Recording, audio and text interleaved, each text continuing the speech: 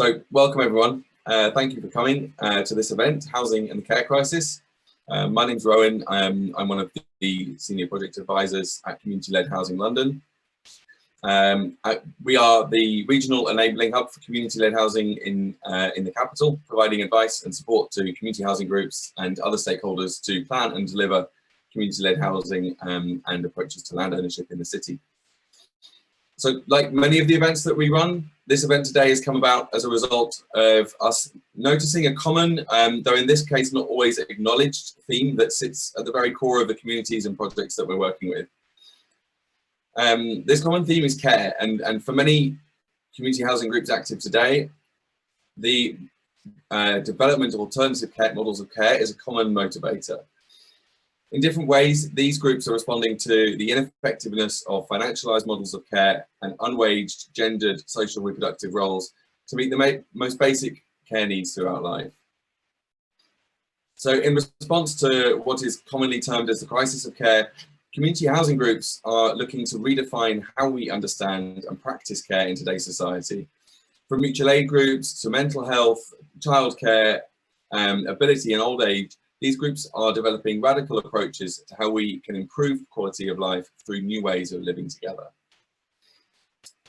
So another reason that this event came about was from reading a particularly good article that we found by our guest speaker for this evening, Helen Hester, which articulated very well the broader socioeconomic factors that have given rise to the problems that we're facing in housing and care, and also some of the solutions that we're seeing today. So just to give a quick run through of how this evening is going to work.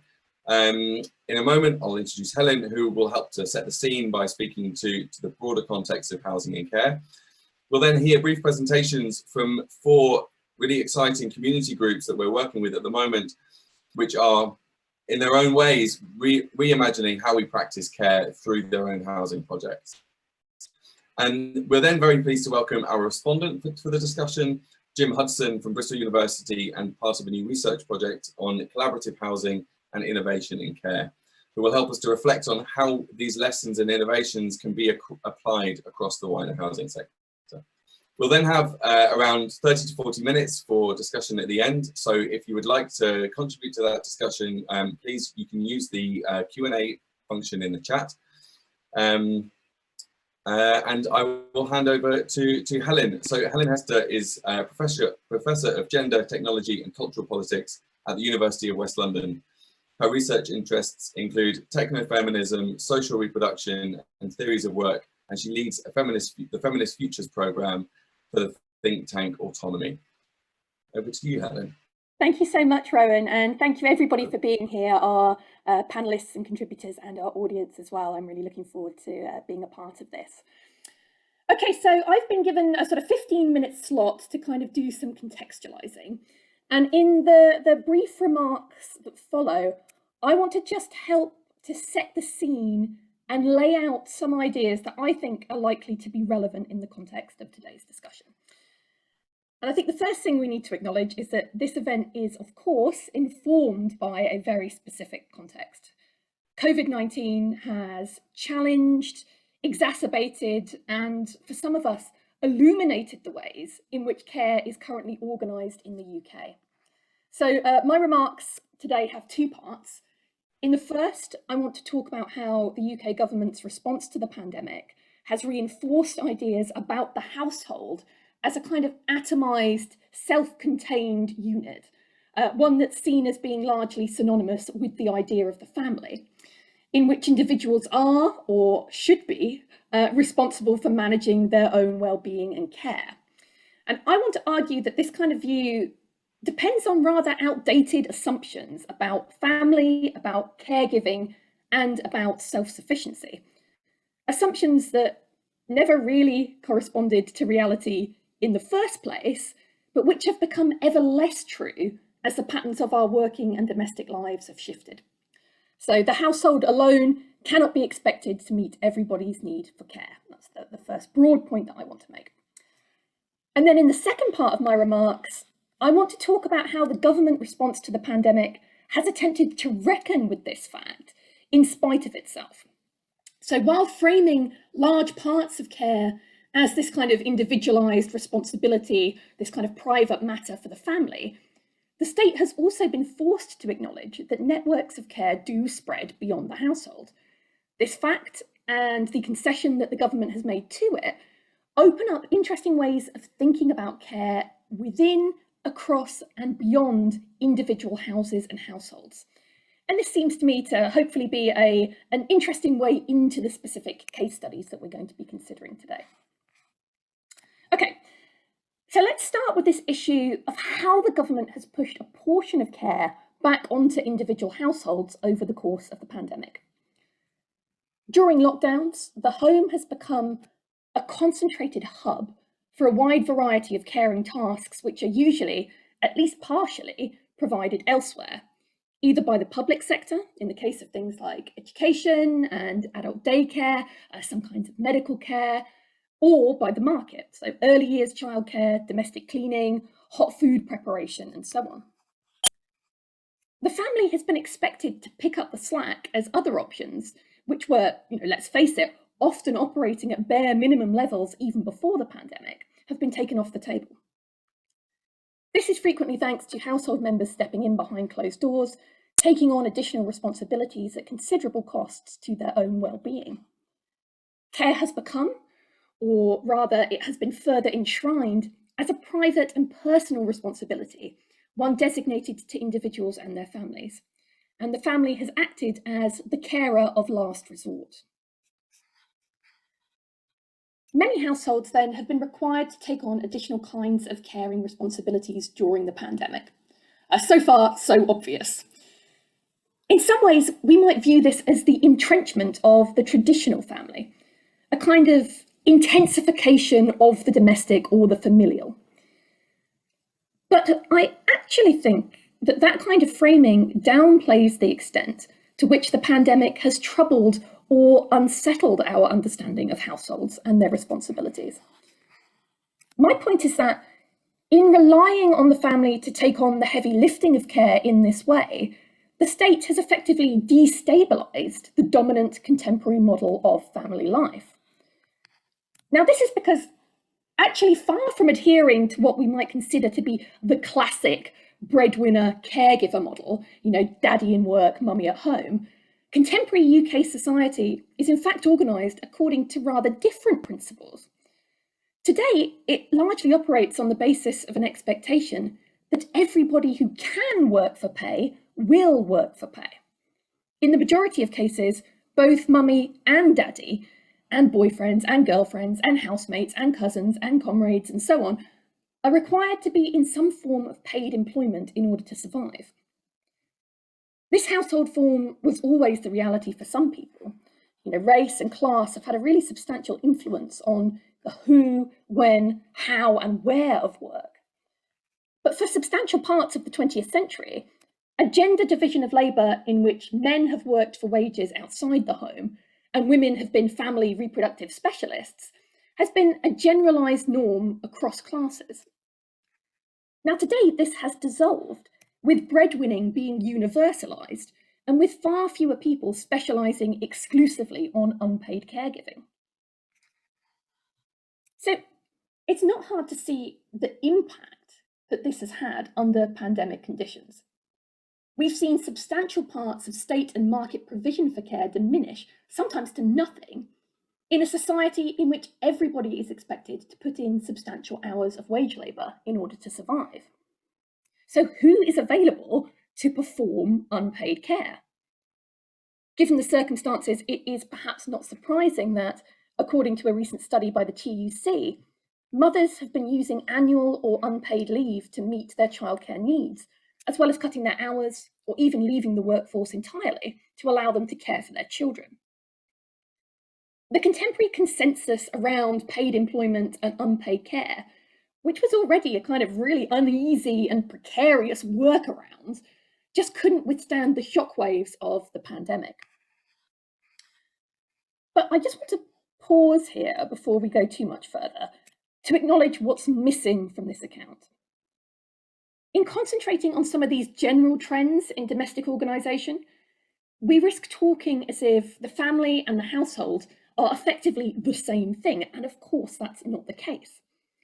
The family household looms large within many of the state's assumptions about the management of the coronavirus crisis for quite obvious reasons.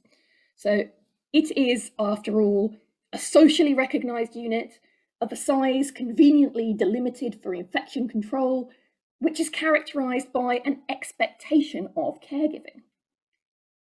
However, it's important to remember that the co-residential nuclear family is much more prevalent as a cultural ideal than it is as a lived reality.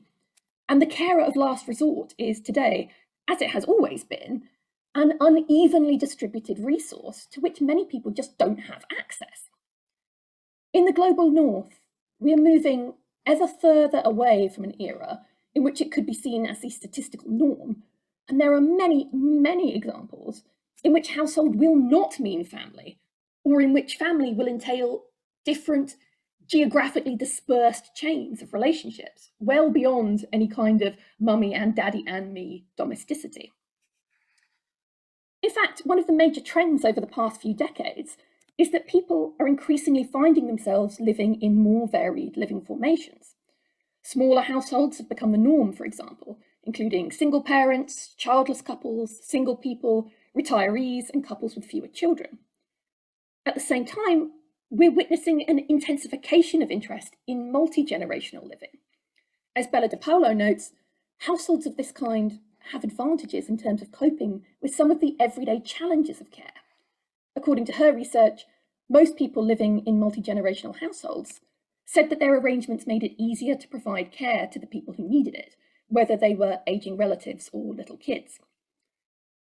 In the case of both expanding and contracting households, however, it's clear that there is a general move happening away from a standardized model of domestic arrangements. Yet, these kinds of households are still being treated as aberrations or as add-ons in discussions of living arrangements in the UK. Non-familial or extended forms of co-living are perceived as stopgaps on the way to more permanent and adult arrangements of home ownership, a family, a marriage, or at the very least, cohabitation with a romantic partner. With the growing prominence of other family forms, it's just not reasonable, though, to assume that all or most requirements for care can be met by the safety net of the family household. So this brings me to the final part of the talk, which is on the other side of the governmental response to care and coronavirus. As we've seen, a lot of care work has been re-domesticated, if you like, over the course of the pandemic, as responsibility has been assigned to individuals and their families. And as we've also seen, however, not everybody who needs support from other people has access to the co-residential family, which I've been calling the carer of last resort. It is for this reason that the government has been compelled to formally acknowledge the existence of webs of support beyond the family household. This has emerged through the official designation of childcare and support bubbles during the COVID-19 crisis. And these are, as I'm sure most of us are aware, these refer to cross-household networks that have been formed in a kind of imperfect attempt to address really quite widespread material need in a society in which paid work is generalised and unpaid care work is squeezed. By sanctioning the creation of these bubbles, the UK government has effectively conceded that the household cannot always, or perhaps even ordinarily, be an island. People are often required to lean on those outside of their individual residences in the course of meeting some of their most basic needs. Cut off from the usual ebb and flow of interactions with the social world beyond the home, many people who might previously have been, to some extent protected from this realisation have come to feel quite acutely aware of just how isolated and isolating the household can be when it's forced to stand alone. Households rely upon each other and upon wider communities in manifold everyday ways, and yet little recognition, politically, socially, conceptually, is given to this reality. The discourse surrounding bubbles points to the open secret of the insufficiency of the household and of the family with which it is so often conflated. The very need to allow specific dispensation for care and support bubbles attests to the fact that, for many of us, the resources needed to take care of ourselves and our dependents cannot be located exclusively within our homes. Now, one thing that I find particularly striking about the UK government's perspective here, however, is that the language used seeks to close down this insight at the very moment that it is advanced. So that is to say, the way bubbles are described appears designed to reinforce rather than to challenge the idea of a self-enclosed family household. So just to quote the government guidelines here, they say, once you're in a support bubble, you can think of yourself as being in one household. It means you can have close contact with the other household in your bubble as if they were members of your own household. So support bubbles and childcare bubbles come to stand for a process, I think, via which the rights of the household can be distributed across and beyond thresholds. I think it's quite telling here that the household is not held within the house. So is this not suggestive of the fact that both family and household represent rather too limited a framework via which to understand networks of care? Does it not speak of the need for more accommodating, less parochial approaches to these issues? Now, of course, in the face of a highly transmittable, life-threatening virus, many people are going to see the family household's partially illusory isolation as a feature, not a bug. It is already culturally positioned as a site of enclosure and self-sufficiency, and is therefore ideally placed for things like infection control. Indeed, I really think we have to take seriously the risks that are posed by COVID-19 and the absolute necessity of mutual protective care. But if we're looking for a form of social organisation that might be considered exemplary of relations of care and collectivity today, I don't think we're going to find it in the bubble. Because the bubble, I think, seeks to extend the privileges of the household, really in only the most miserly of fashions, reinforcing the idea of the family household as the best possible approach to manage the demands of care as it does so. So just to wrap up, I think, or I hope, a lot of this touches upon why we've all come here today. You know, I've been talking about the restriction of our domestic imaginaries, a widespread cultural tendency to assume that household means family, that family means care, and that networks of care are respectful of private property and wary of crossing thresholds in either direction. These networks can and do, in fact, go well beyond a single shared dwelling, being neighbourly, local, municipal, national, or transnational in form. But due to the dominance of the idea of the family household, many have lost sight of the fact that there may be other ways of organising our domestic lives, and that many of us are already living these alternatives. Indeed, there have been many deliberate, meaningful, and often quite politically radical contemporary experiments in domestic organisation. Pioneering groups and individuals continue to experiment with both the social and the spatial relations of the home. And this is what brings us here today after all. And indeed, one of the key ideas that I try to advance in my own work is that our domestic lives are not inevitable. However natural the family household may seem, we're not bound to it, and it can be changed. It's worth noting, though, that many of these experiments are piecemeal, they are sort of necessarily quite focused in their scope, or they are lacking in material support. Now, these limitations are not necessarily failures, and many spatial interventions succeed when considered on their own terms.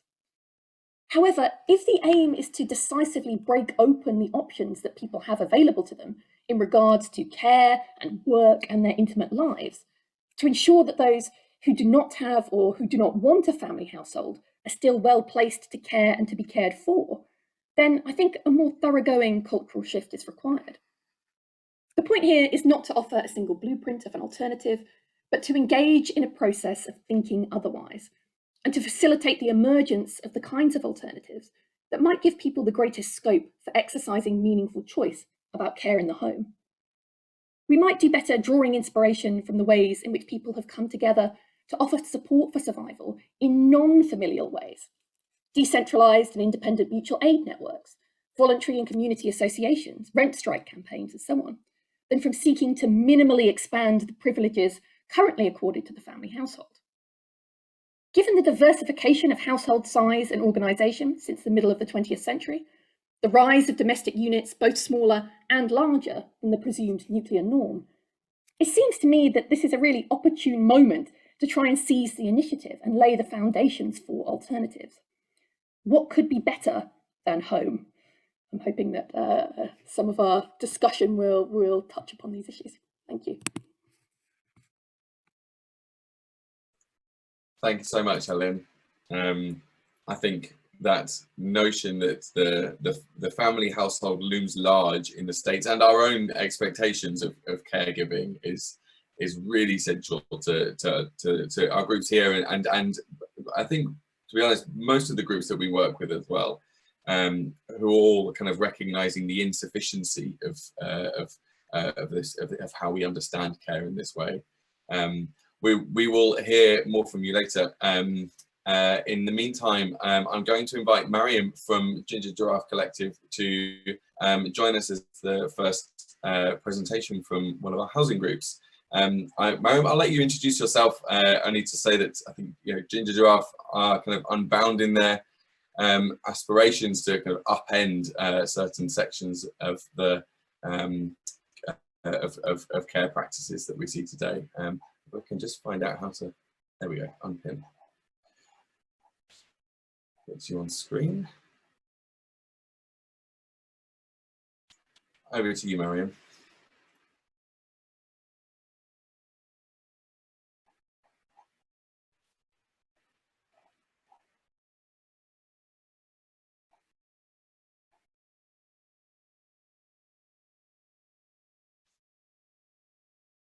You there, Mariam? Just had to take myself off mute. There you go. The presentation was getting in the way. Thank you very much for having me. I am here from Ginger Giraffe, as Rowan pointed out. Our organisation was formed following a PhD that I completed back in 2016, looking into different care models and following a group of disabled people, including myself, through a personalisation journey. And so this work really follows the 5 years of research that we collaboratively did together, and the co-participants then enjoyed the research so much they said this cannot be the end, and so we formed a cooperative to continue. And I'm here with my colleague Dan. So next slide please, Ellen. Thank you. So yes, Ginger Giraffe is a cooperative, as I said, that's been formed by some disabled people. We've come together with academics, key workers, students, and for many years we've been taking students on placement, health and social care students, and we've been learning a lot about how some of the kind of formalised care happens in the UK context. And that's really taken us to working with lots of different universities and designing research projects and setting up sort of very much user-led placements, because typically at the moment health and social care students go to organisations rather than service users. So we wanted to disrupt that and have them come and stay very much with us and look at disrupting their practice. So we've really been interested in how we can use collaboration to disrupt the ways in which we think about care, the ways in which we think about work, life, and also housing, home, work, and all of the areas that really touch each of us, but specifically those of us who require and need care and support on a regular basis. So I'm here with my colleague Dan, and Dan is going to hopefully be one of the first residents of collaborative care communities. We have since Dan recruited a further 5 people. It's an iterative recruitment process, and that's been interesting in and of itself. And I'm really here to talk to you about collaborative care communities, which it really, in essence, disrupts existing individualistic, segregated and inflexible models of housing, learning, employment and care. But before I do that, I should say, because a lot of people ask me where the name Ginger Giraffe came from, so I thought better sort of like check that one off. So we have been practicing nonviolent communication for a number of years. And for those of you who know about nonviolent communication, you'll know that it is also referred to as giraffe language. So that is where giraffe comes from. Giraffe is also the land animal with the biggest heart. And we always say you have to have a reasonably big heart and work with love very much at the forefront of what we do. And then lastly, why ginger? Well, ginger nut biscuits are our biscuit of choice at meetings, so hence we have ginger giraffe. Okay, but first things first, the task for a modern industrial society is to achieve what is now technically realizable, namely a society which is really based on free voluntary participation of people who produce and create, live their lives freely within institutions they control, and with limited hierarchical structures, possibly none. So what does that mean for us? Next slide, please, Ellen. So we call 3C a Nowtopia. And a Nowtopia is that with whatever obstacles we may face and whatever imperfections exist in society, 3C residents continue to practice an envisioned ideal of a democratic, sharing, caring community and society in the here and now. Often what I found is what's quite problematic about a lot of the way in which health and social care is conceptualized around anti-oppressive practice is that the change will come at some point in the future, as opposed to the change is going to happen here and now, where we create pockets of disruption together. So 3C residents have 4 things in common. We want to live intentionally, ensuring that we are mindful and purposeful in all our work, from choosing organizational structures or lack of them, management and governance approaches or the absence of them, and where and how and with whom we choose to live, care, work and learn. Intergenerationally, in that it cuts across all ages and all age groups. Intersectionally, in that it seeks to move away from single issue identity politics to take a multiple axis view of power inequalities, lived experience between multiple cohorts of need, background and perspective. And virtuously, in that it ensures that all participants are virtuosos in their own life expertise, potential, and all our work enhances the commons and does not contribute towards extractive power dynamics or systems. So if you want to live in 3C, then you want to live in this kind of way. And then we have 6 guiding principles, which I'm not going to take you through one by one, but you can see them on screen. And hopefully by the time I'd gone through the other 4, you will have read those already. So next slide, please, Ellen. Okay, so how does this disrupt existing approaches to care? Well, we would argue that everyone needs care and support, not just disabled and older people. We're creating a circular economy within 3C.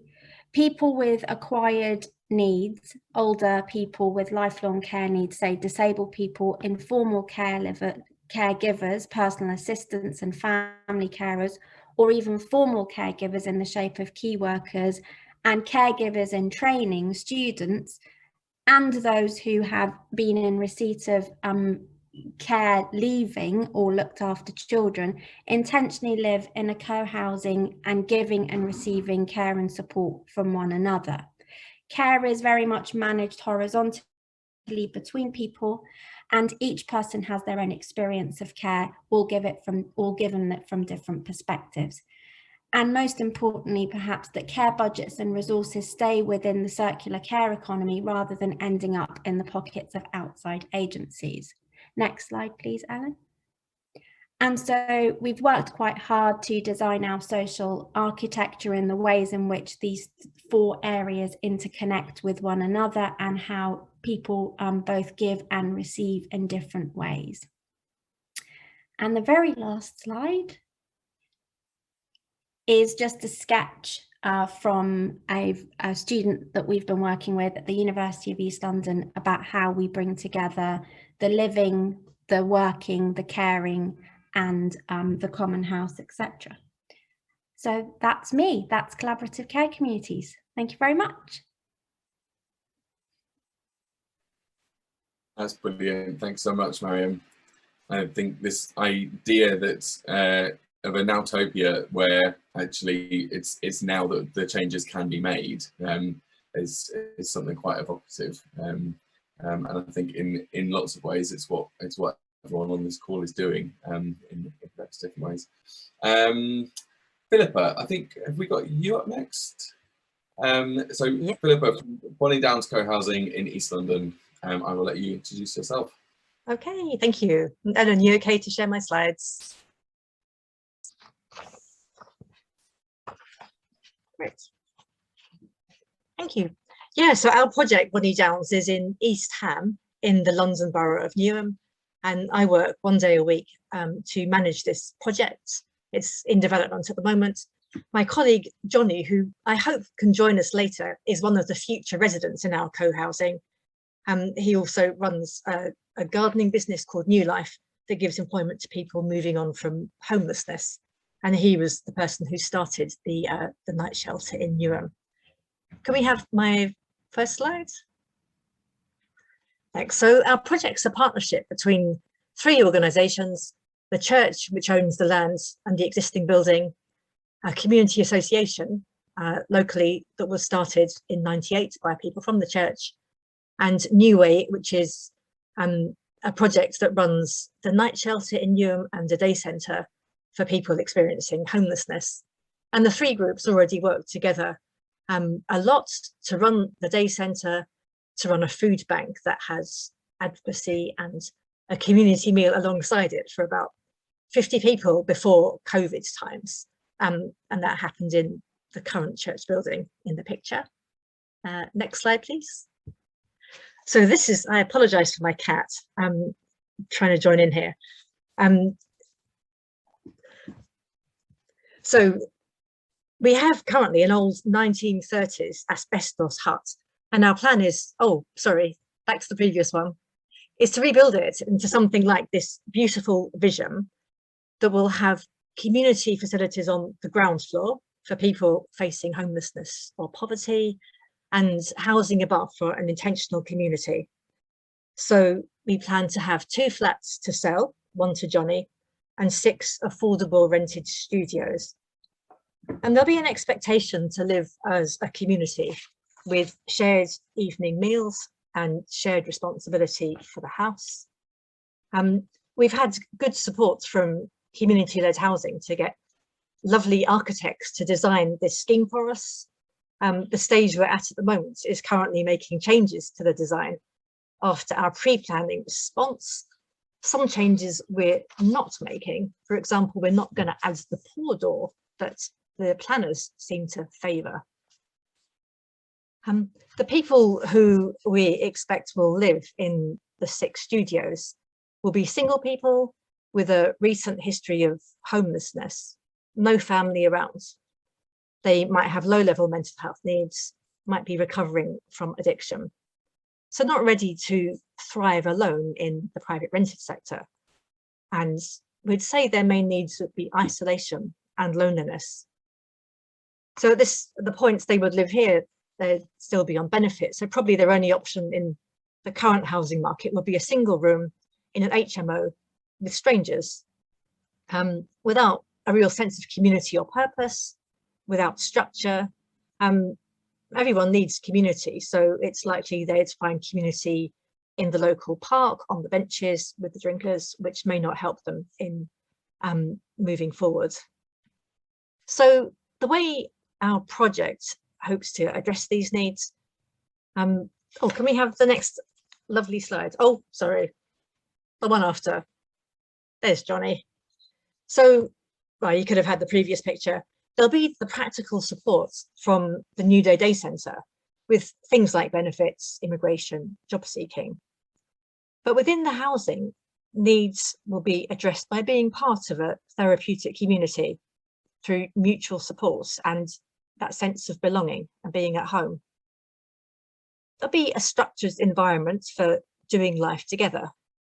And in a sense, we do this anyway as a church and the community association and other charities, through meals and through other activities, through local people working and volunteering together. We see that living together in a shared house will just be a step further in what we're doing already. And we think the resident community will be supported by the wider community around it. So, for example, neighbours might come in and cook a meal once a week for everyone to have together. The people who live in the housing will take part in the evening groups in the community hall, like a life group or arts or the East Ham Voices Choir, either organised externally or by the residents themselves. And can I have my last slide? So, and finally, there'll be an expectation to contribute to the wider community, as well as the shared community life in the house. And that also is a way of addressing needs. This quote says, people are changed not by what they receive, but by what they give, what they contribute. I heard this from John Kurtz. Don't know where he got it from or if he made it up. But the idea is that purpose will come from volunteering or working in the day centre or food bank on the ground floor, maybe by training in gardening and working with New Life gardening business. And there's other roles in the community association for volunteering, for taking part in sports, until people find paid work. So through this project, we're aiming to see transformation, and we expect that residents will be able, after an agreed period, maybe 2 or 3 years, to move on in life and manage their own tenancies. Thank you. That's it. Thank you, Philippa. I think what you're talking about care needs being met through mutual support and a sense of belonging is something that's so kind of misunderstood and undervalued, I think, in the way we approach people's care needs that are perhaps not at the most acute end of a spectrum, but without which kind of runs the risk of people ending up in that place. And it's also without it is deliberate that we put you next to Homes in Mind, who are our next speakers. I think there's some interesting parallels here between that approach to mutual care and that sense of belonging in addressing some of the kind of precariousness of the types of housing that residents are usually can be subjected to. So I'm going to hand over to Janice and Raymond from Homes in Mind. And thanks for the file sharing. So I'm Janice Horsman. I'm currently working as a consultant to Mind in Harrow, the mental health charity affiliated to National Mind. And personally, I've had, I think my career is over 40 years, which makes me feel very old in health and social care and housing. And I've certainly experienced a transformation in models of housing, which is very welcome. And I've experienced the limitations of supported housing, traditional supported housing and residential care. So it's been really refreshing to come into Homes in Mind only as recently as April to hear about the development of a scheme, which is a structure has been created to deliver affordable housing for people with lived experience of mental health and homelessness. So that's very much the representative group that the housing is aimed to support. It's a really innovative partnership accessing council infill land sites, so sites that are right for development, and using technical expertise to design and construct decent, and I've experienced some far less than decent accommodation, one bed and studio homes. And the design, the pictures that you'll see are actually the architectural designs for the homes. In terms of actually making this happen, thanks to community-led housing to facilitate GLA grant funding to enable the capital development. And I think it's really important to stress the founding principles, which are to support community living through co-production, which is structured in to shape the design, the construction, the lettings and management of the homes, and subsequent models of support and care. So that's very much a fundamental premise, and Raymond no doubt will talk a little bit more about that in relation to this next slide. So we move on to the next slide. Thanks. So yes, affordable rents, modern, safe and secure homes that tenants will actually want to live in. And Raymond, do you want to talk about your role as a director on the board of Homes in Mind and your links to the wider resident community, and how that's worked in practice? Yes, my name is Raymond and I'm one of the directors of Homes in Mind. What we wanted to do was create a project that provided housing for people with mental health issues, but also a community where the residents supported each other, as well as Mind providing its advocates to help them deal with the other wider agencies like the council and DWP. It's an exciting times for us, and what we have is I'm part of the resident board, where I'm a bridge between the actual Homes in Mind board and the residents board. So everything that we would discuss on the Homes in Mind board, I will relate to the residents board. Okay, and there's 50% resident directors on the board, and that's written into the constitution. So I think it's really good that, as I say, is structured in. It's not an afterthought. So we see the project as a route out of homelessness and opportunities to progress to independent living. And the choice and control is a founding principle.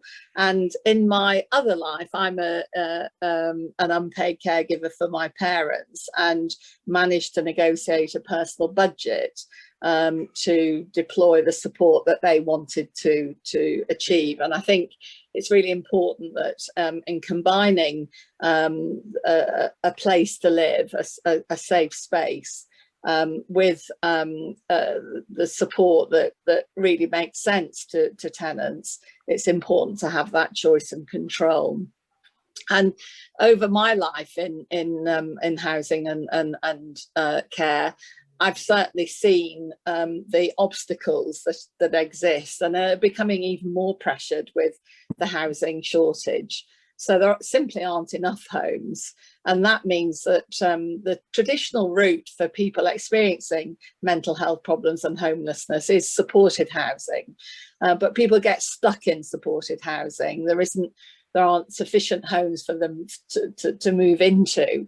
And shared living is not everything that people want. I mean, it works for some people, but not for others. And I think if you ask most people, they'd want a space of their own, but with connections with the community and access to support. And it's also tackling the revolving door, so actually supporting people independently to prevent increased hospital stays or sort of relapse. So it's actually making sure that the support's there when people need it. And I talk about one-dimensional support because I think that has been there in traditional models of supported housing through floating support and having key workers. And there have been significant achievements with that model, but it is one-dimensional. And I think I'm pleased that organisations are moving away from that into a different, a more diverse model of support. It's important that we have a fair and equitable approach to lettings and tenancies, so make sure that there's access to people no matter what their background is, and make sure that the tenancies are fair. Again, there's been in housing circles a tendency to move to much shorter tenancies, so we anticipate longer tenancies, 2 to 5 years in the scheme.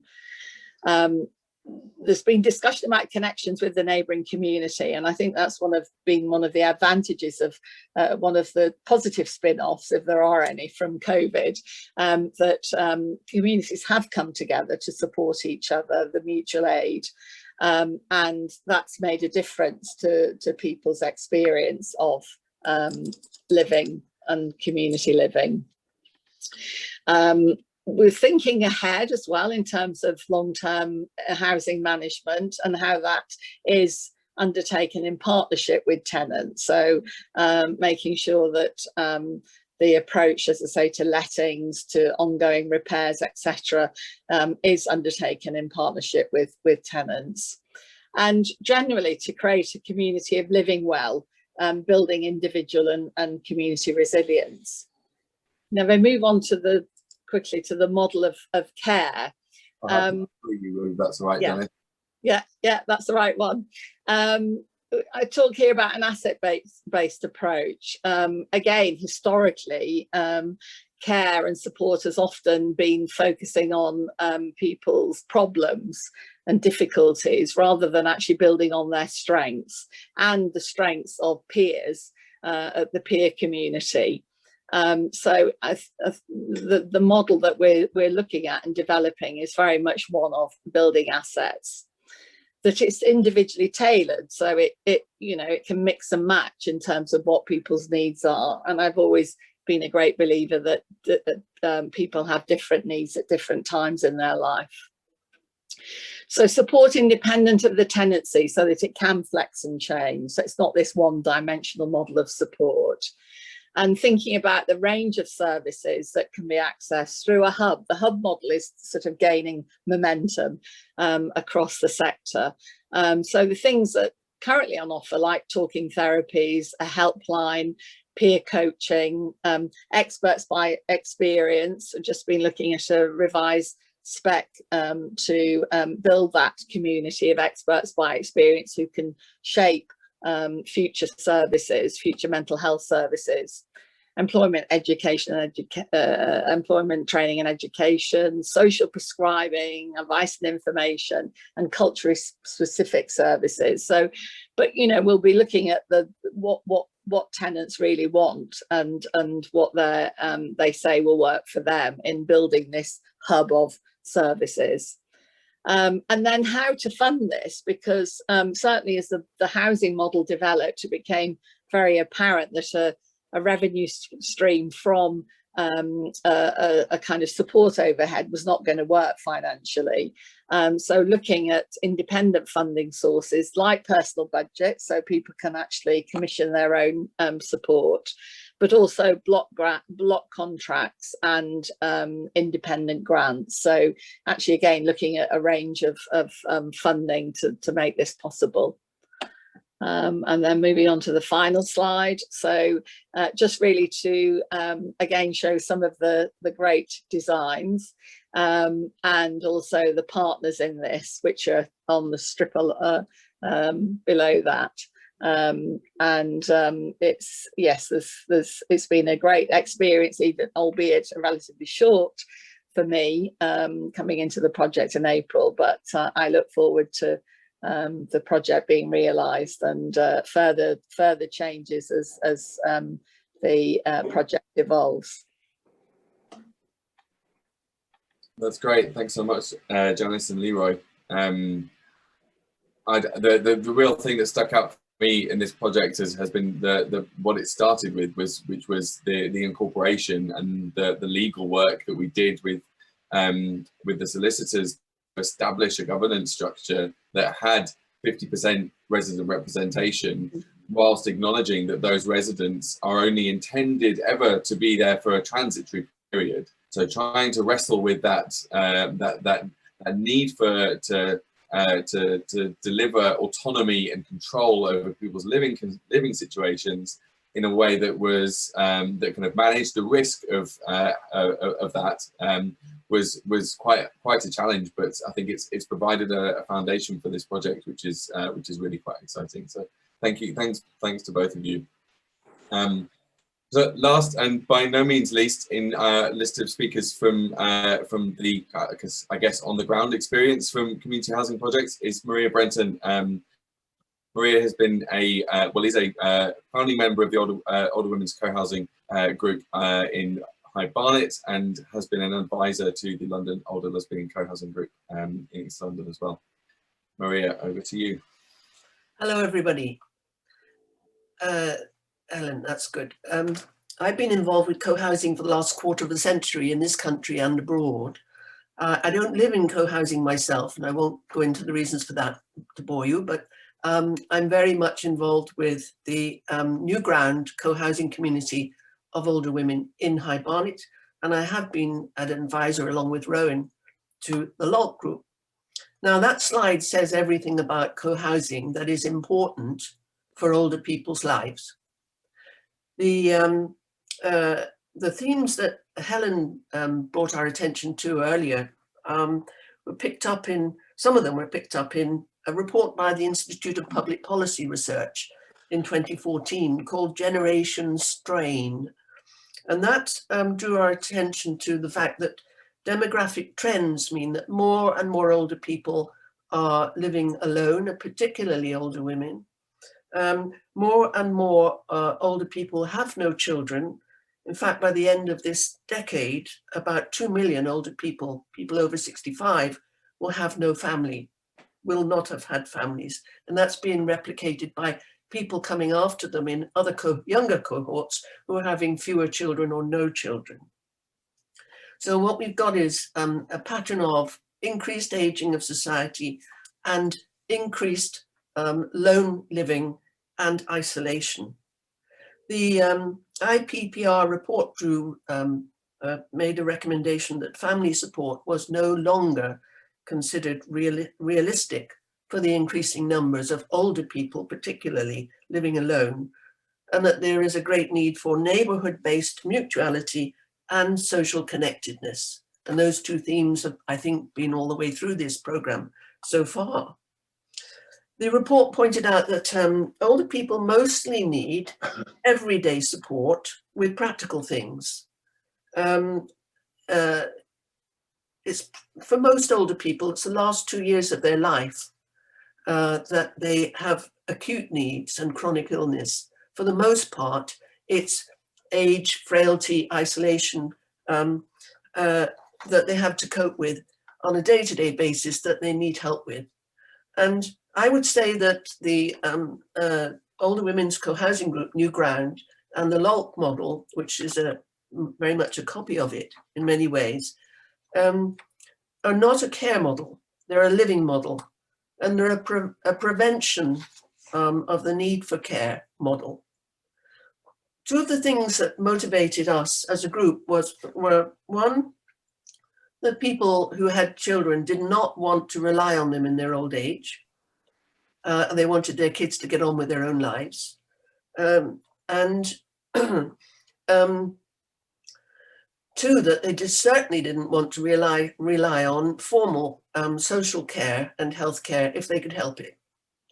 Older people's experience of many forms of social care have been that it is ageist and patronizing, and yeah, paternalistic basically.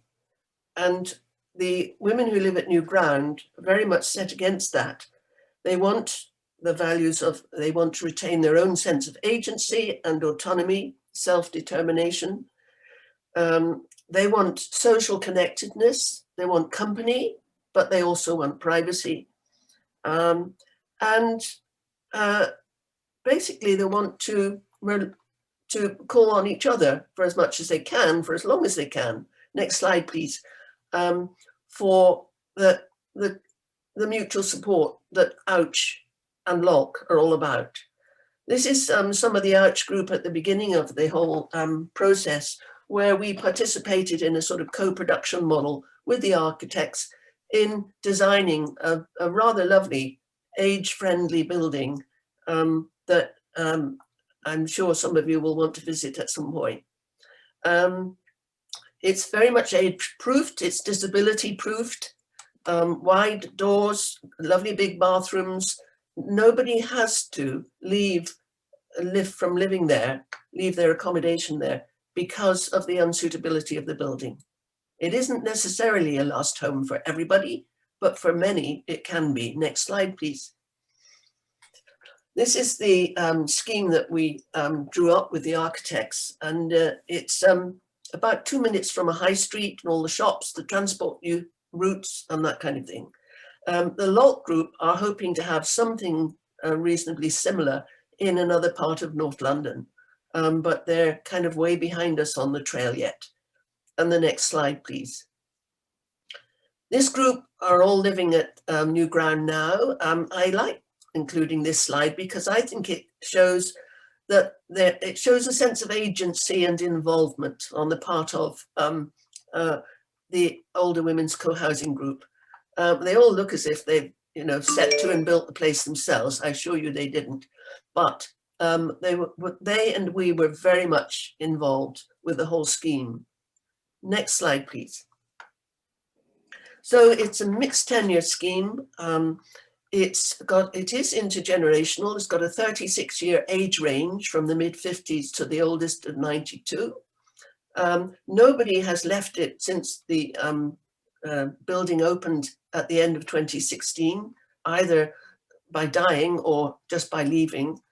And there is a very strong ethos of mutual support that has been particularly valuable during the COVID lockdowns, which were as hard for this group of people as anyone else, but would have been much harder for them living where they lived before we built this building, where they could function as a community. So I'm happy to answer any questions or whatever. That's my bit. Thanks so much, Maria. The tagline that always stands out for me from Ouch is that it's a place where residents look out for each other, not after each other. Also, they say we won't be done unto either. Good. Before we bring Helen back in to kind of pick up the discussion, I'd like to bring Jim Hudson in to bring in some reflections from the wider community-led housing sector and housing sector more generally. The question that has been in the back of our minds is we've seen here this afternoon so many examples of some quite kind of radical, reimagined approaches to how we approach care practice, and I think we're all interested in what can be learned from these projects that can be applied more generally, both within the housing sector or care sector, or whether we should even be kind of thinking about it in terms of these sectors anyway. Jim, over to you. Thanks, Rowan. Yeah, and thanks to the presenters there. I thought they were 4 brilliant presentations and really inspiring projects. Well, 5 projects, in fact. And I was thinking, I've made a ton of notes, and I can't hope now to, probably in about 3 hours time, I'll come back and I'll think of some really incisive and clever questions from all the notes I've made. But I will just kind of, I'll give an overall impression. And my perhaps a very first thought might be that on the surface of it, these are all quite different projects, each with a different focus and group of, I guess, users is a horrible word, but actually all of these projects have an awful lot in common. They're not just co-production of housing schemes, and I think unfortunately it's the housing schemes that the press and people in general kind of get bogged down with. That's what's seen as an output, but I think each one of these schemes is genuinely about agency and the co-production of networks of support, as Helen had talked about at the beginning, as a rejection of top-down services and structures of existing traditional services.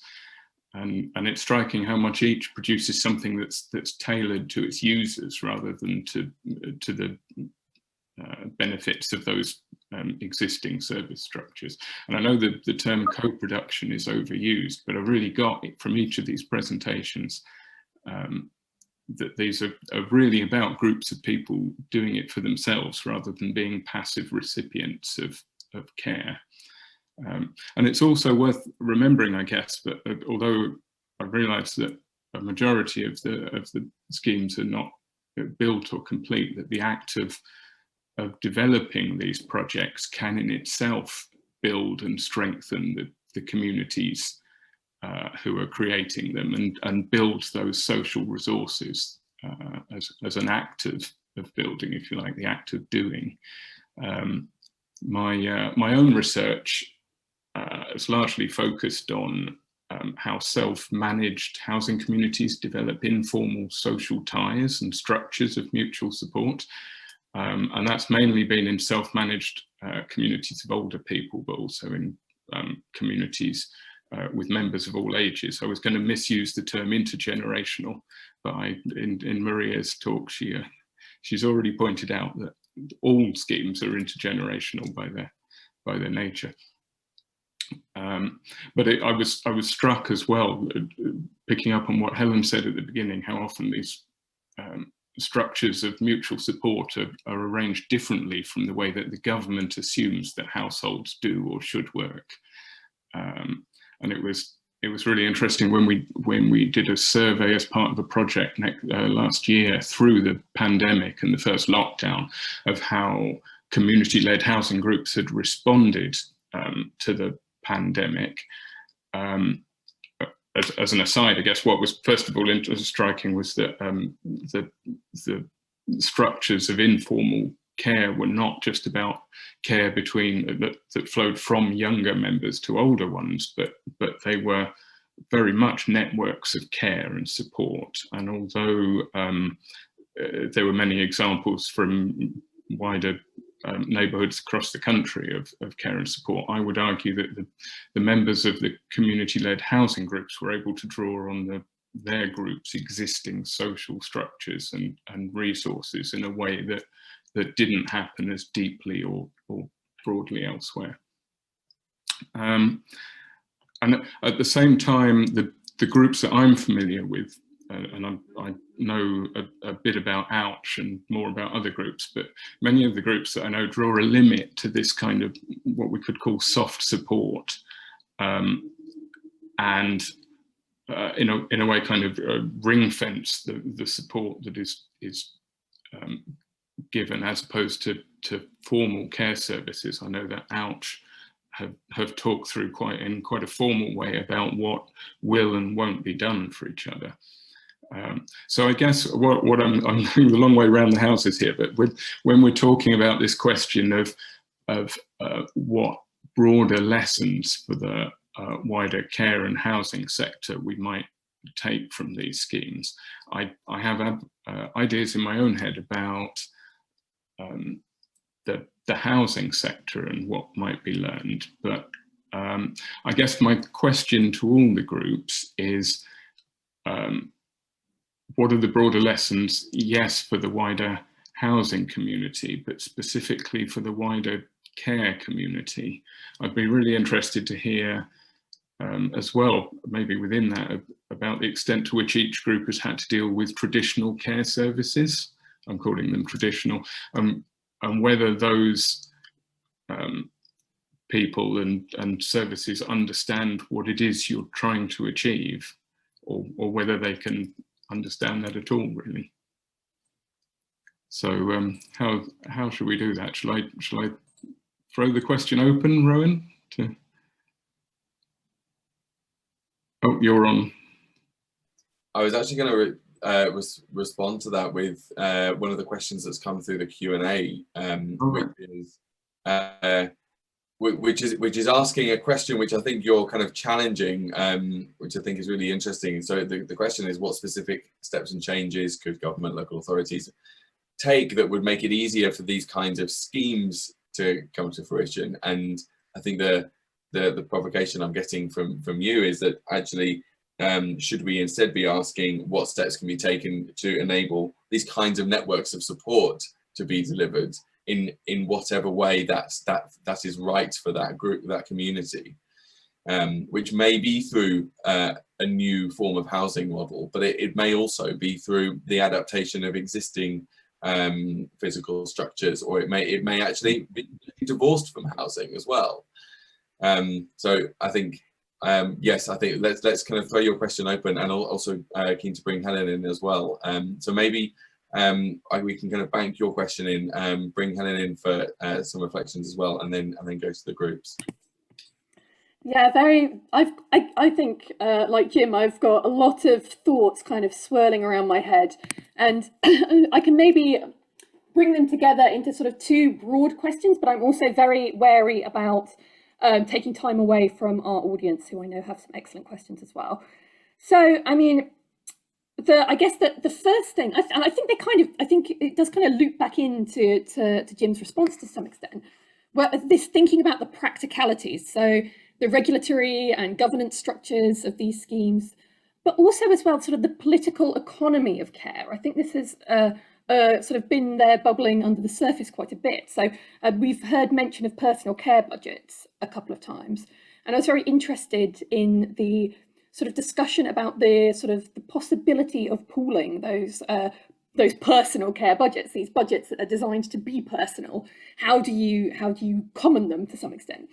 And I was wondering if Mariam from Ginger Giraffe perhaps might be willing to speak a little bit more about that, because for me it was quite striking, because it made me think about the role and the practices of welfare agencies in the 20th century, which actually often spent as much time and as much in terms of sort of resources establishing habits of privacy among their clients as they did providing material assistance. So in the US, for example, this extended to actually withholding aid from families who clung to older habits of sociability and economic pooling, which is an approach which has had a really lasting impact on American welfare laws. So this was sort of in the 30s, but as late as the 1970s, food stamps were automatically denied to any poor family or individual who did the sensible thing and shared cooking facilities with others.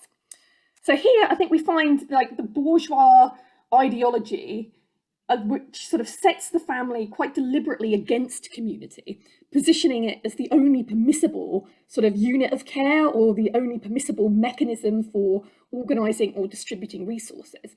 So I guess I was kind of thinking, are there still particular challenges today involved in taking more collective or cooperative approaches, particularly in terms of funding, and then sort of how we might navigate that?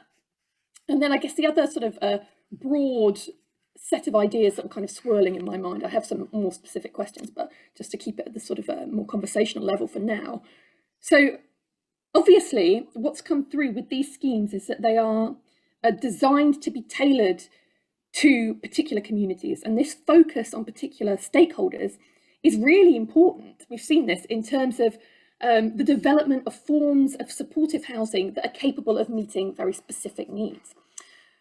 And this has been reflected throughout in this emphasis on sort of collaborative and participatory approaches to design. Again, this is something that Jim kind of pointed out, this emphasis upon these collaborative processes by which these schemes have come into being. But I think it perhaps also brings home the importance, when we're thinking about housing and care together, of a generalized model of social safety net, a sort of a universal model of care, which ensures that everybody has access to this kind of tailored, thoughtful housing. So everybody who's here today is incredibly driven, incredibly focused on addressing the combined crises of housing and care. And as Jim pointed out, these schemes are about people doing things for themselves to some extent. But I think we also need to recognise that not everybody will want to do this. And I think, there's this kind of the onus is on us kind of as a society to ensure that everybody, including those without the drive or the ability to navigate political, regulatory and economic systems, is safely and fairly and comfortably and appropriately housed. So I guess, this is a big question of sort of how do we approach this? How can we patchwork together these kinds of schemes maybe, or how do we foster a broader reshaping of the housing landscape? So I guess, how do we take these wonderful, thoughtful, politically, socially, ethically engaged experiments in housing ourselves and caring for ourselves differently? And how do we generalize that? Is it possible to scale it up? How do we ensure that nobody slips through the cracks? Because just as the family is, an exclusionary category, as the family is defined by who is sort of not included within that, I think the same is true of community as well. It's a slightly more encompassing thing, but we see the way community gets leveraged by the right, for example. Community is seen as being something to which you either belong or you don't. So how can we ensure that we generalize these models of excellent housing? A big sort of speculative, I guess, kind of question. Thanks. No, I think so. If I can summarize there's three questions there, and anyone from our group who wants to respond, do just unmute and join in. So first question was from Jim around kind of inquiring about what kinds of interactions groups have had with what we understand as traditional care services and the ineffectiveness of that, of those experiences. And then the other second one around collective approaches to funding, and this was kind of picking up on the personal care allowance. And then this third one, how to scale this tailored approach to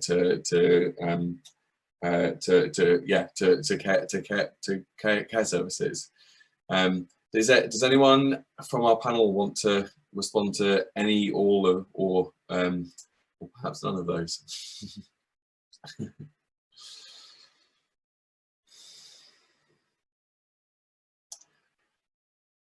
I might.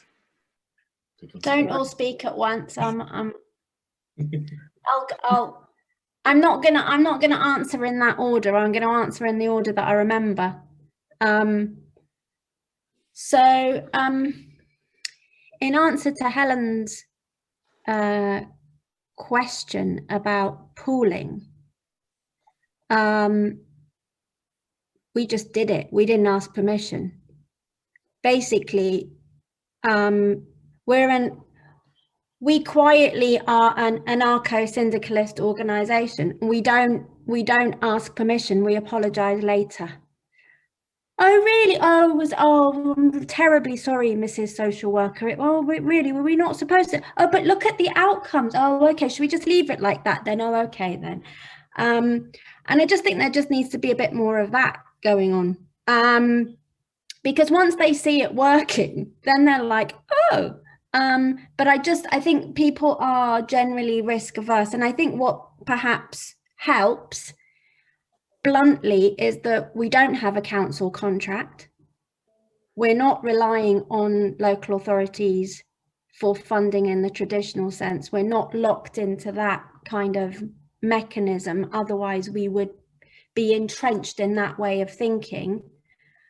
And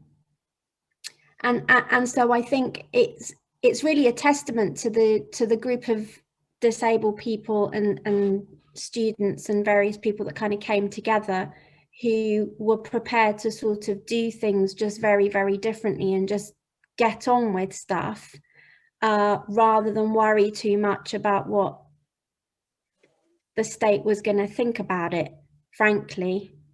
The state needs to get out the way, is what the state needs to do. But it needs to get out the way, but it needs to play a facilitative role, I think. And that's a very different role to the roles that they've currently got, which is a commissioning role where they micromanage exactly what the community needs. No, the community is grown up and knows what it needs. So actually, I guess that I see the state being recast in a very different mold.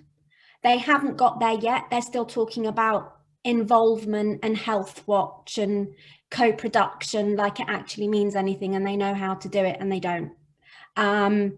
And it's really boring, frankly.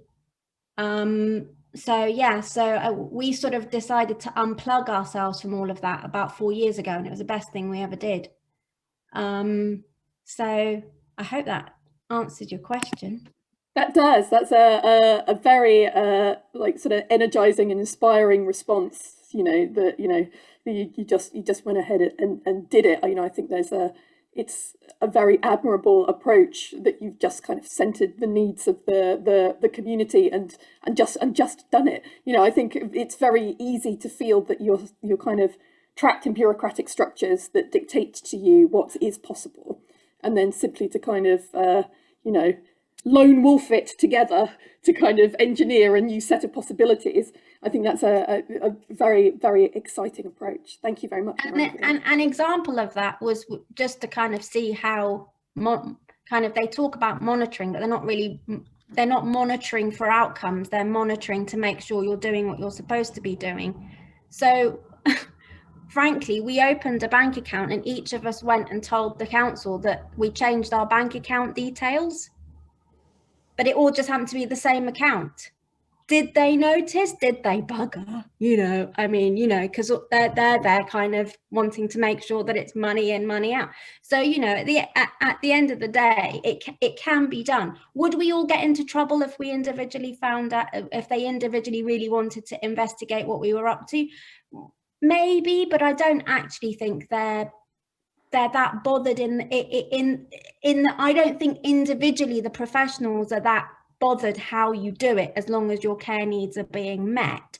I think it's more that people perhaps higher up have an anxiety about disabled people spending their monies on hookers and drugs, and all this sort of stuff that goes on. And it's kind of like, well, we might, and what's that got to do with you?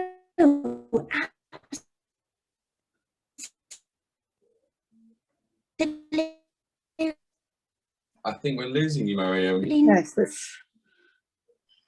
So I guess, but that people, do we want council functionaries who not? Are you losing me? Yes, we did for a second. That's all right. I was just going to say that it's also a conversation with taxpayers. I think there needs to be a grown-up conversation with people who pay taxes, because I think government inadvertently gives people who pay taxes a lot of anxiety about the feckless poor and what they're going to do with their money. And there's a lot of discussion about widescreen TVs and all this sort of stuff. The whole conversation really needs to change about, no, we're living in communities side by side, supporting one another. And as I, bluntly, when a social worker comes to my house and starts to scrutinize me about my money, I have to remind them that the money that is paid to me is the same money that pays their wages. So we're both living off the state. Yeah. So look them in the eye and tell them that. Janice, I saw you unmute. You wanted to come in. Yeah. Well, I suppose mine in Harrow is not as radical as that, but I think the same founding principles that aim to deliver, to develop services that are co-produced and that people want to, people actually want to be engaged in in that kind in receiving that kind of or designing that support. And I think we try and influence and shift the perceptions of the commissioners quite successfully, alongside seeking, you know, grants and funds from independent sources, which bring a freedom in terms of what kind of services are developed. So an example would be the revised specification for experts by experience and service user advocates, where the council were wanting to shift the service specification at very short notice. So we've actually slowed that down and insisted on a proper process of consultation, changed the specification. So it's much more about what people who are going to be using the services and in that network of support want to have in place. So I think it's a combination of, yes, having the freedom from some of those commission services, but also seeking to influence and change and transform the way commission services are specified. And another example of that would be experience of a community living well approach in West London, where you know, all credit to the commissioners, started from the outset in working in partnership with the voluntary and community sector and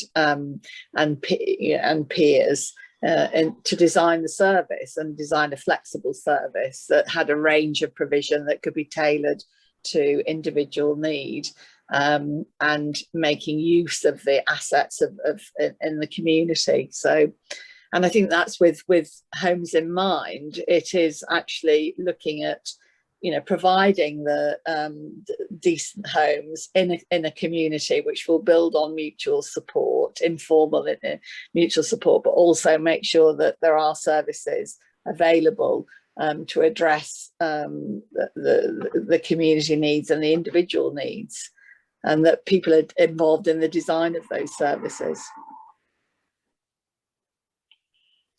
Thanks, Janice. We've got a kind of a line of questions coming through on the Q&A, which have a kind of common thread around, do the panel know of any, I wonder whether Maria, you might have some knowledge of this, or there's also anyone else. Does the panel know of any co-housing schemes or groups with higher needs of supported living, either as standalone schemes or potentially as part of larger kind of local authority developments? I think we mentioned at the start that the schemes that we're working and supporting range from acute care needs to the care needs that absolutely everyone has in every stage of life. I don't know if anyone has any knowledge of ways in which collective approaches to more acute forms of living. And there was another question, just kind of bringing back to Jim's question around people's interactions with the more kind of traditional forms of care services, and the ineffectiveness of that. I wonder, Philippa, if you could be interested for you to speak to what currently doesn't work with you're clearly you've been providing care services for your future resident group for quite some time. I'm wondering kind of what you see that kind of doesn't work in that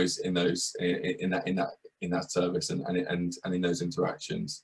So yes, two questions there.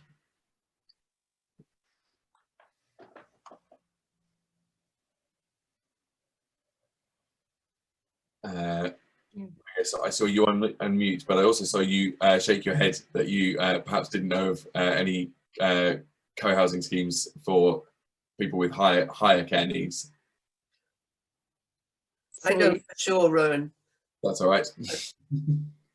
But I think, Rowan, I was just going to say, I think that co-housing, at least in this country, has been a middle class pursuit, actually, for many, many years. The idea that disabled people could have co-housing is just kind of unheard of here, because actually we can't even work out how we can get disabled people into employment, never mind getting disabled people a house that they might actually think of part owning or owning. And there's just so many kind of endemic systemic problems. So no, the closest that you're going to get is kind of like, you know, the institutions of past. And I think that's a kind of very problematic structure. So I mean, you know, one of the things that we've got kind of constantly got to guard against is that we have sort of been here before, where we've put all the disabled people together to live together. So let's not do that again, because that kind of, we spent years trying to fight our way out of those sorts of places. So I think there's a sort of a balance there. But in terms of co-housing for people with high needs, I'm not aware of any, but the reason for that is kind of, you know, very, very clear, is that actually the economic models are bust, and so it's not possible to do that at the moment. I would disagree that co-housing is as middle class as you suggest, Mariam. And I mean, you're almost putting disabled people into a class of their own. There are disabled middle class people, disabled working class people. You know, it doesn't stack up as an argument, really. But I mean, it's a false impression that co-housing has been given, that it's utterly middle class enclaves. I mean, that's partly because it's been pushed into a home ownership model because of the lack of funding for social rental forms of tenure. Yeah, I would agree with that. Apart from, there is one glaring statistic, which is that 90% of disabled people live in social housing. So why is that? How is that happening? If so, that there is a massive employment gap for disabled people. So I think, yes, disabled people come from very different backgrounds. Maybe we start that way, but actually it doesn't always pan out well because of exclusion around employment. Otherwise, we wouldn't be so overrepresented in social housing, I don't think, if that was the case. But yeah, I take your point, Maria. It's not just a kind of a cut and dry, we're just from one globule in terms of where we start out. Yeah, very valid. Philippa, I wondered if you would be able to kind of to respond to Jim's question around around traditional care models and how we conceive of care for homeless people, and particularly in your experience, kind of what's worked and what hasn't worked, and how this project is kind of trying to address that. Okay, first, can I say that any one of my colleagues would be better at answering this because they are the ones who are actually involved in doing it. I'm, you know, more of the administrator and managing this building development, but I can certainly tell you the kind of rationale for it is that it does aim to be a home, a sort of peaceful and safe and supportive environment that is different from a hostel. People have far more autonomy and are starting to manage their own lives, have much more independence, but also it's somewhere in between that and people managing a tenancy by themselves. So I guess that's the gap it aims to fill, and really be there to support people for that who need a bit longer on that journey. It's not for everybody. Obviously, plenty of people do move from hostels into rented accommodation or somewhere else, but this is to give people a chance to you know, get themselves back together again if they've had a difficult time, and learn the skills they need to live by themselves, but also to get that you know, improve their well-being and sense of self and community, so they're more able to move on. And that's, yeah, it's it's only going to be for a small number of people, but it's a gap that isn't there. So really it's for people who don't have anybody else around for them, and it's going to be a community of people that are, you know, are there for each other. Yeah, that helps. So it's not very specialist, but no, that's still really insightful. I'm conscious of time. We have run over, and would love to continue this conversation. I wonder, just before we end, I'd just hand back to our two guest speakers, Helen and Jim, if you have any kind of final comments. Otherwise, I think we will draw this session to a close. Jim, is there anything from your side? No, not really. I think I would just add very briefly to Maria's point. Actually, I did a report last year about Bridport cohousing CLT, and it is both of those things. And they've managed to engineer a project where, once again, it's not by any means a middle class venture, and it's not based on home ownership, or a part of it is. So I'd put in just a note for that one. It's if you Google the report, it was done for the LSE, the London School of Economics, last year. Thanks, Jim. Yeah, I think a lot of what's sort of lurking in that element of the discussion is sort of the opportunity, and again sort of the structures which facilitate or sort of discourage collective and cooperative living, and sort of who has access to that. I have no doubt that actually sort of cooperative and collective approaches to living could have massive advantages for people across class. It's just about the opportunity costs of getting started, and also how knowledge is disseminated, and to whom, and via which mechanisms, and all of this kind of stuff, which again I think is has been lurking throughout the kind of conversation, which has we've had this element of both thinking about the speculative dimensions and the sort of the idea of Nowtopia, but also kind of combining that with the concrete practicalities and how we navigate them to enable alternatives to flourish, which is certainly no mean feat, because there is this sort of I call it domestic realism. This idea that there is there's a best way to organise your life. It's already been settled. It's been agreed.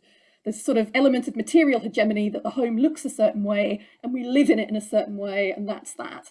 And actually, it takes a huge amount of effort to start disembedding that, you know, and these kind of prefigurative schemes start kind of chipping away at this. And then there's questions of how we can scale up from that to kind of engineer a broader change that makes these kind of that makes Nowtopia accessible to a wider range of people who maybe at this point are aware that they're dissatisfied with domestic organisation, but are not sure what the answer might be.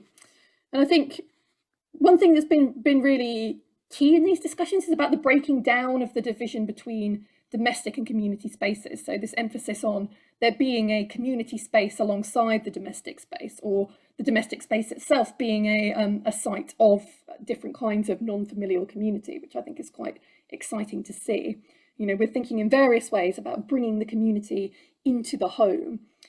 And I think what's also been really helpful about all of the presentations that we've heard is that the sort of questions have been raised about, you know, what spatial design can do and how it can contribute, you know, and but also recognizing what architecture and design can't do here. You know, so this is not, there's no spatial fix for the problem of care. You know, actually there is always this complex social dimension, and we need to think socio-spatially rather than relying on just if we could just design the right house, if we could just design the right scheme. It's always tethered to these wider communities of care. It's always tethered to the social organisation of care, including stereotypes about who cares, why, how and when. And I think that's, you know, it's been quite helpful the way that these presentations have proceeded in terms of stressing that there are things that design don't do, that design can't do, and that we need to have this social dimension to our thinking about housing can be in relation to care. So I just want to express my very sincere thanks to all of the speakers for sharing their insights. I really genuinely got a lot out of it, so thank you. Thanks, Helen. And yeah, I would just echo that. Thank you to everyone, to all of you for joining this evening. I think it's been a fascinating conversation, and one I know that we will continue. I think the question of kind of we think so much about what are the enabling structures that we can put in place to support kind of collective approaches to living together, and actually that question does disregard the question of what are the disabling structures that are preventing collective approaches to care, to housing, and to these support networks being created. So I think that's definitely food for thought that I'm going to take from this evening.